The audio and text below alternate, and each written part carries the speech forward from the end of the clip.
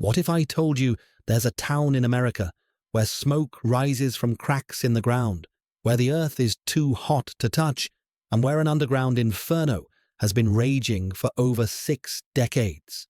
And what if I told you that out of 2,700 residents, only 5 people remain, refusing to leave even as their town literally burns beneath their feet? This is Centralia, Pennsylvania, the real-life Silent Hill. And this story is absolutely insane. May 27th, 1962, Memorial Day weekend. The town of Centralia is preparing for the holiday. Population, 2,700, a typical small American mining town. The town council decides to clean up the local landfill before the holiday. Standard procedure. They'd done it before. Burn the trash, problem solved. But this landfill was located in an abandoned strip mine, an open pit that connected to a massive network of abandoned coal mines beneath the entire town. Nobody thought much about it. They lit the fire. The trash burned. Everything seemed fine. Except the fire didn't go out. The flames found a coal seam, a vein of anthracite coal running beneath the town. And anthracite is special. It burns incredibly hot, incredibly long, and once it starts, it's almost impossible to extinguish.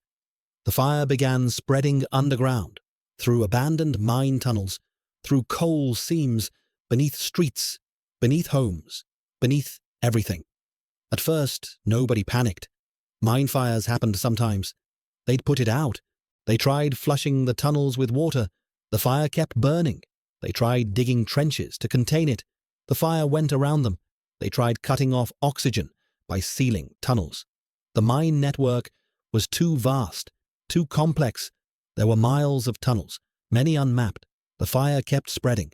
By 1979, 17 years later, the situation was getting serious.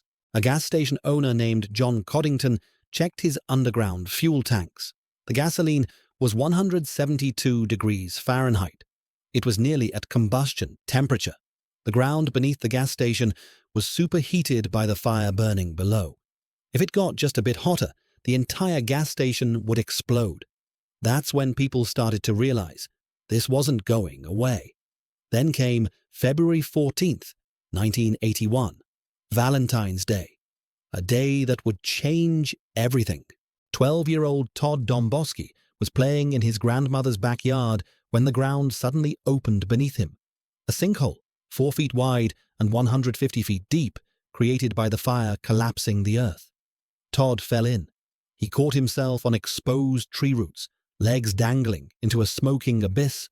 His cousin ran for help. His grandmother and a neighbor pulled him out just before the roots gave way. When they measured the temperature at the bottom of that hole, it was over 900 degrees Fahrenheit. Todd had been seconds from falling into hell itself. That incident made national news. Suddenly, Centralia wasn't just a local problem. The federal government got involved. Surveys revealed the horrifying truth. The fire had spread beneath more than 400 acres. It was burning in 8 different directions. The mine network was so extensive that the fire could potentially burn for 250 years or more. The cost to extinguish it? Over $600 million. Congress allocated $42 million for relocation instead.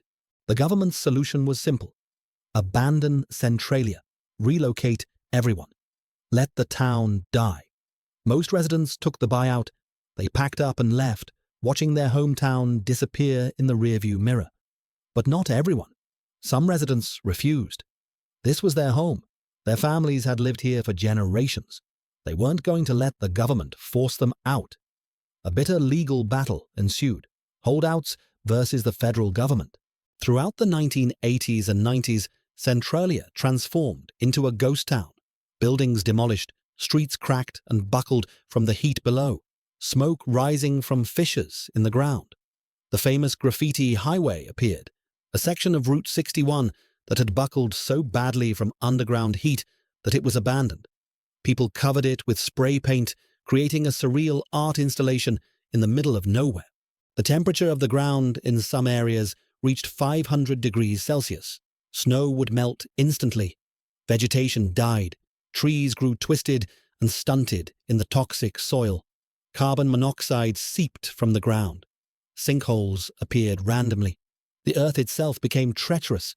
By 2000, the population had dropped to 63.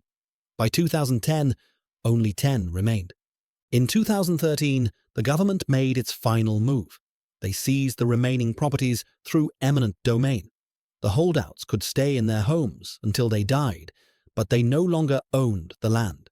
Centralia officially ceased to exist as an incorporated municipality. The zip code was revoked. Today, only 5 people remain. 5 stubborn souls living in a burning ghost town. Meet the survivors. John Lakaitis Jr., one of the last 5, was born in Centralia. He's never lived anywhere else. When asked why he stays, he says simply, "This is my home." The remaining residents live normal lives in the most abnormal circumstances. They mow their lawns, they maintain their homes, they celebrate holidays, and beneath their feet, the fire continues to burn. Walking through Centralia today is surreal. Nature is reclaiming the streets. Trees grow through cracked pavement. Foundations mark where houses once stood. The cemetery remains, graves of generations who built this town. Their headstones watch over empty lots where their homes used to be. And everywhere, the signs of the fire. Smoke rising through cracks, dead vegetation, warm spots where snow refuses to settle, the acrid smell of burning coal.